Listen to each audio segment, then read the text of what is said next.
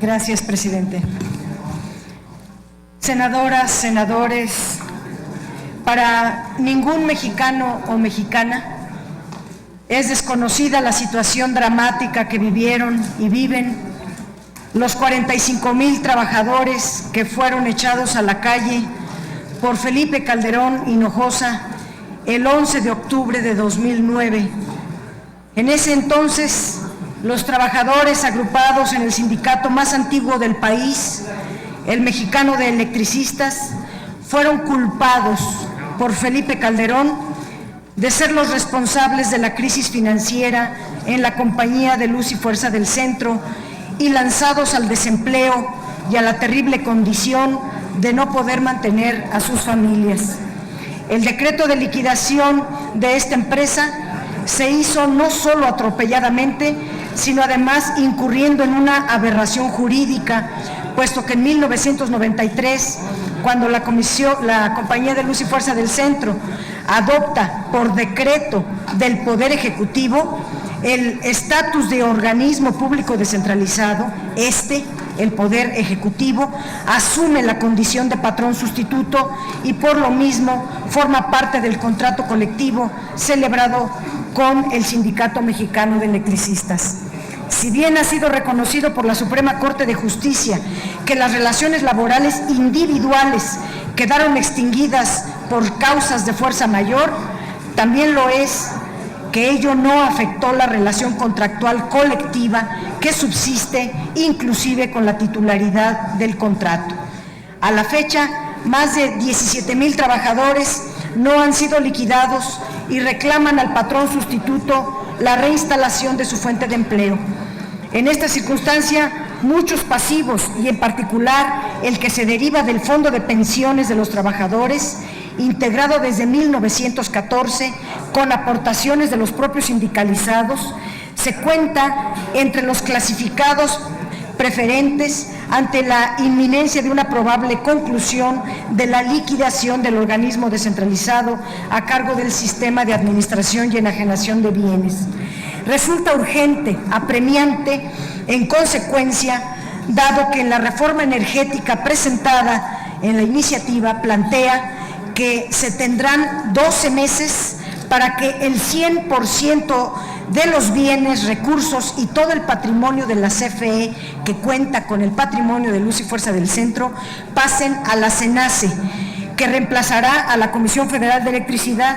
Urge, por lo tanto, restituir al verdadero comodatario todavía la Compañía Luz y Fuerza del Centro los activos que le pertenecieron, de modo que esté en capacidad de cubrir los adeudos laborales relacionados con los derechos jubilatorios y el fondo respectivo, que han quedado pendientes y que forman parte de las obligaciones irrenunciables contenidas en el contrato colectivo en vigor. Entre las irregularidades cometidas por el gobierno de Felipe Calderón se cuenta haber intervenido la Luz y Fuerza del Centro bajo el supuesto de que se trataba de una sociedad mercantil, figura que se había terminado desde 1993 para dar paso a la figura de un organismo público descentralizado. Por lo tanto, el acto referido debió haberlo autorizado el Congreso, no un decreto del Ejecutivo. La maniobra de Calderón tuvo evidentemente la finalidad de evitar que la decisión fuera sometida al Congreso, con lo que, entre otras cosas, se podría haber contribuido a enlistar a los verdaderos responsables de la quiebra técnica de la Compañía de Luz y Fuerza del Centro, es decir, quienes la administraron por designación presidencial. Un mecanismo de cierre y transferencia estrictamente legal de la Compañía de Luz y Fuerza del Centro hubiera puesto al descubierto el verdadero móvil de la turbia maniobra del gobierno panista: ocultar el contrato de fecha 18 de diciembre de 2007 con la empresa WL Comunicaciones SADCB. Hasta antes de esa fecha, la empresa mencionada tenía un contrato de arrendamiento de la infraestructura del espacio que ocupa uno de los hilos de guarda de las líneas de transmisión, torres, cuadros y postes, ductos subterráneos para la instalación de la fibra óptica. El día mencionado se convirtió en un contrato mediante el cual dicha empresa adquirió la propiedad de las mismas a cambio de un pago de derechos anual de 50 pesos por poste o torre y 500 pesos por kilómetro o fracción de ducto.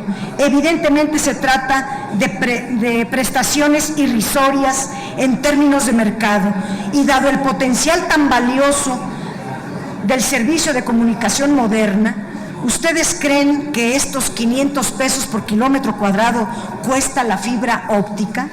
¿Cuántos dólares de ganancias han dejado a estos exsecretarios de Energía este contrato?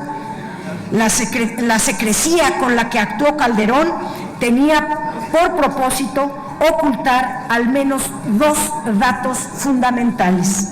Uno, los propietarios de WL Comunicaciones SADCB son nada menos que Ernesto Marstens y Fernando Canales Clarión, ambos exsecretarios de Energía en los gobiernos panistas. La empresa estuvo representada en la firma del contrato por el contador público Cristóbal Mario Canales Lebrija, hijo del exgobernador de Nuevo León. Dos, el contrato colectivo del SME y la Compañía de Luz y Fuerza del Centro que subsiste establece en la cláusula 111 que la infraestructura de la empresa para ser utilizada en la implementación de fibra óptica es materia de la relación laboral colectiva.